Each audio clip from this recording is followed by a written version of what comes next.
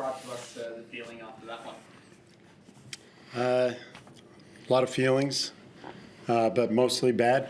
You know, we had a lead on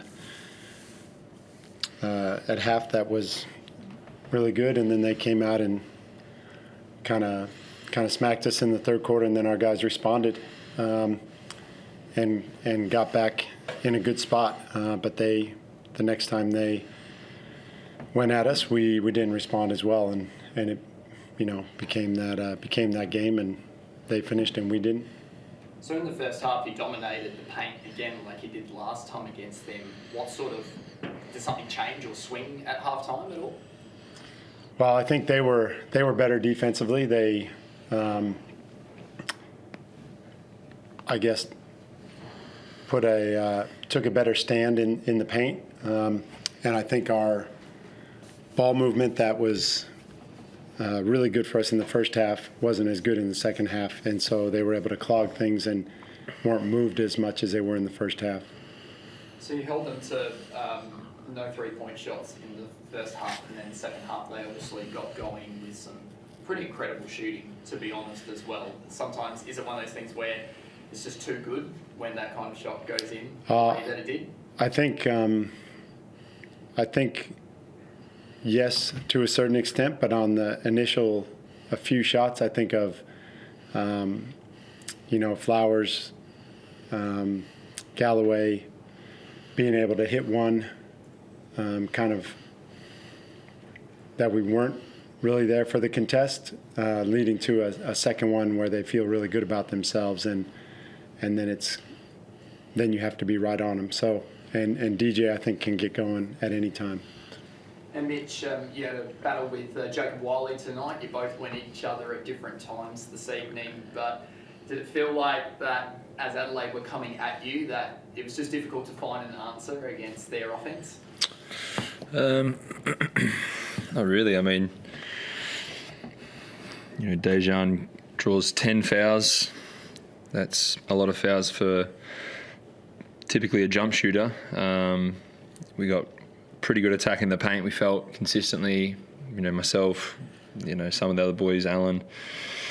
I just think we got to continue to be better at knowing the tempo and the flow of the game, and when the whistles are kind of put away a little bit and when the whistles are kind of being blown a little bit more. And I thought DJ did a better job of that than we did. I thought we started to kind of turn and complain at some of the stuff. We reacted a lot more, and as soon as you become reactive in any state of mind or physical play, you're never really going to win that battle, or very few, or you win the wrong way. And I felt like we were winning the right way in the first half, and then we kind of turned against what was really working for us when the game shifted, and we hurt ourselves more than we hurt the other team. And I felt that's kind of where we lost the game. It wasn't any single battle, it wasn't any single player.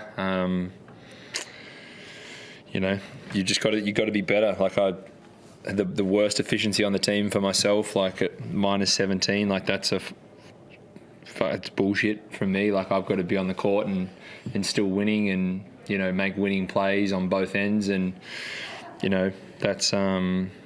that's not going to cut it in this league at all whatsoever. And with the lead we had in the first half, that's a bad number for the second half to look at, considering the position that I played quite a lot of minutes. So I've got to take a lot of responsibility for the change of pace and flow, and relieve some of that from other players that might feel a bit of that tension. But I wear that hat and I take that, on the chin, and I move forward proudly knowing that I gave a good effort. But a lot to learn from this next long 12-break window.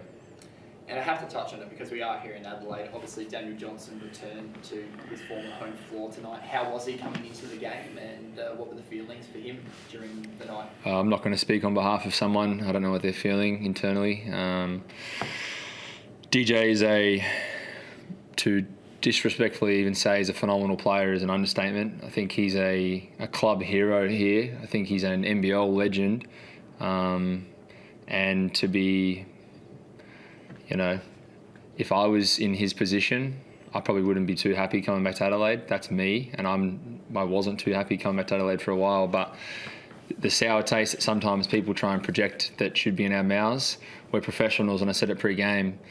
whether you get treated the right way or the wrong way, it's how you treat others in return. And it goes for me, it goes for DJ, it goes for everybody. He's a professional. He walks in with his head held high, knowing his family's in the crowd supporting him, knowing he's got friends and families all over Australia and the world watching him and loving what he does as a basketballer, as a friend, as a husband, as a father. And that's how he approaches the game. And I couldn't be prouder to call him my teammate again.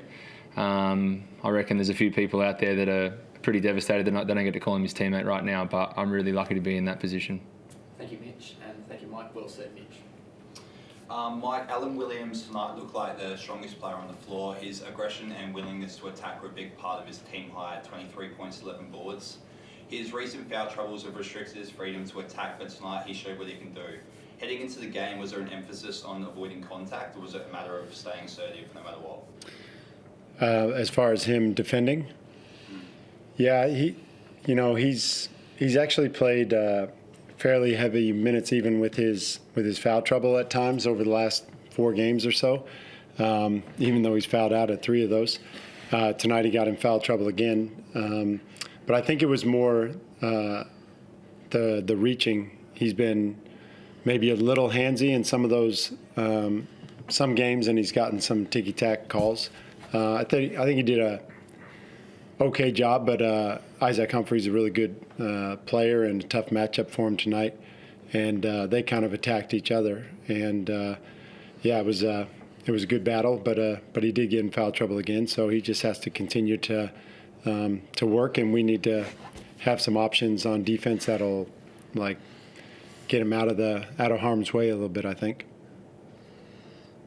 As Mitch said, NBL legend Daniel Johnson in his return to Adelaide tonight chipped in with 3 rebounds and shot 100% from 3.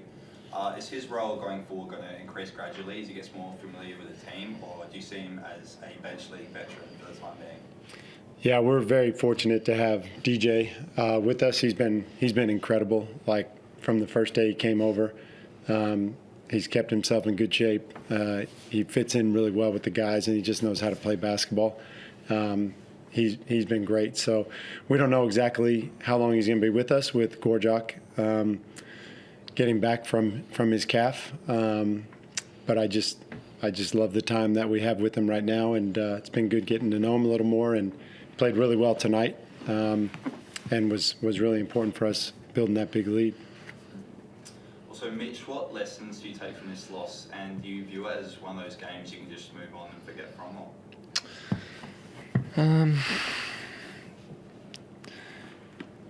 I really believe that every game you don't just kind of let go and think, oh, it's a loss and we got 2 weeks now until we play again. You've really got to sit in it a little bit and go back over it, and then after a day you decompress, and then you watch the film, and then you either convince yourself that the thoughts you had weren't as bad as you thought they were, or you re-emphasize that they were a whole hell of a lot worse and you were pretty dog shit.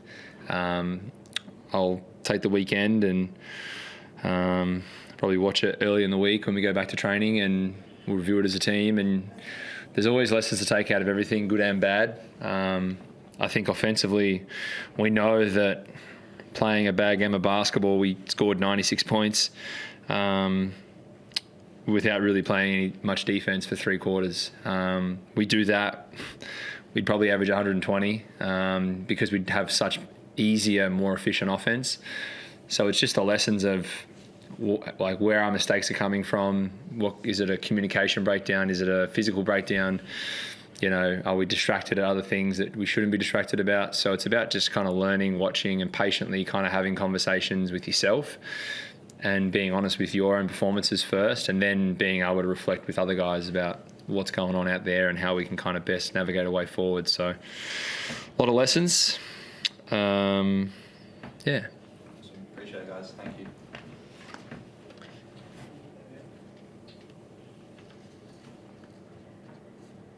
Go ahead, Jase. Just one from me, Coach. 1 and 5 on the road now. Are there concerns there? Is there a recurring theme, or? Yeah, I mean it's concerning, for sure. I'm more concerned about tonight and how we were terrible in the second half. I think we've